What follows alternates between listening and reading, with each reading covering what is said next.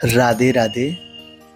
आप सभी भक्त वैष्णव प्रेमियों को बताते हुए बहुत ही दुख हो रहा है कि हम आप सभी भक्त वैष्णव प्रेमियों के प्यारे गोवर्धन में वास करने वाले गौड़िया वास्तविक संत जिन्हें कहते हैं वह श्याम सुंदर दास बाबा जी ने श्राद्ध पूर्णिमा जैसे महत्वपूर्ण दिन में अपना शरीर छोड़ श्री ठाकुर जी की लीला धाम को प्रवेश कर लिया है।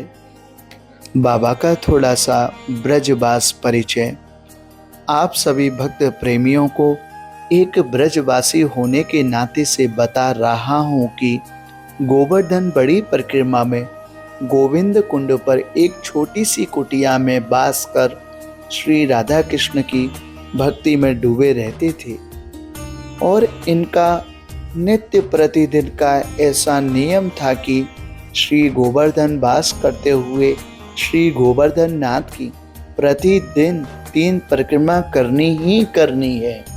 बाबा देखने में बहुत ही सरल सहज साधारण स्वभाव के थे, इतने साधारण कि कोई चाह कर भी कल्पना नहीं कर सकता है। तो अब आप सोच नहीं सकते कि उनकी रहनी कैसी रही होगी ब्रज में।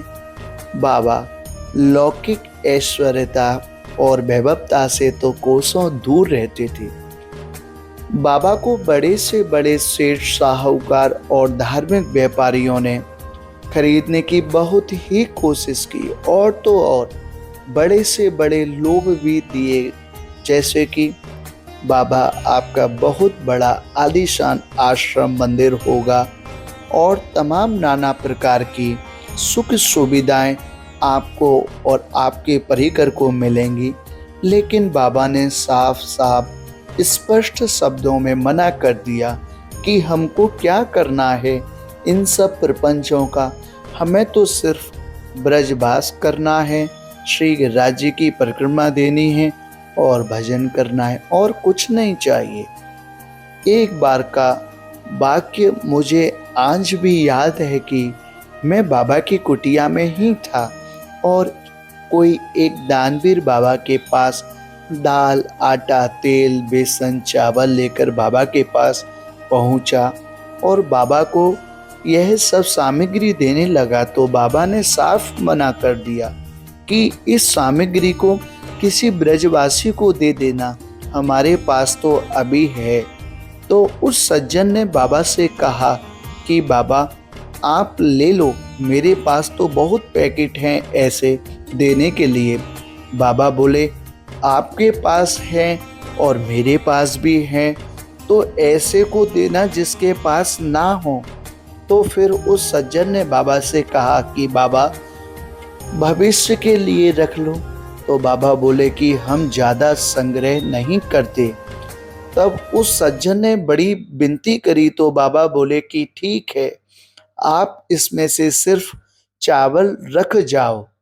तो कहने का तात्पर्य इतना सा है कि जब तक आप ना चाहो तब तक आपको कोई नहीं खरीद सकता, और यदि आप बिकने को और व्यापार करने को तैयार बैठे हो तो आपको आज कोई और खरीदेगा तो कल कोई और पूरी जिंदगी आपकी बिकने और बिकाने में ही निकल जाएगी और अंत में भजन के नाम पर शून्य ही रह जाओगे।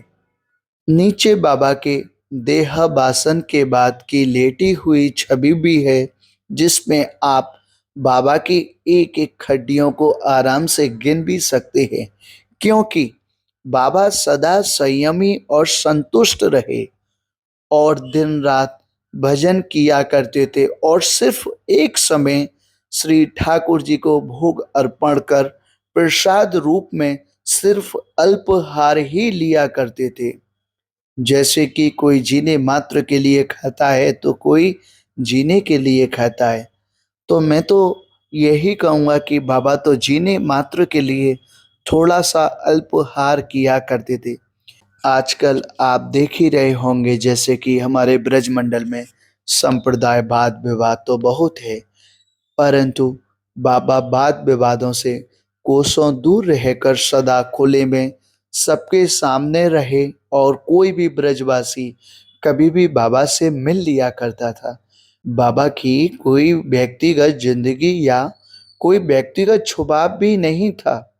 धन्य है ऐसे महान संत जो कि इस धरा पर न जाने कितने जीवों का कल्याण करने आते हैं। कोटि कोटि साष्टांग नमन है ऐसे सरल सहज संत के श्री चरणों में।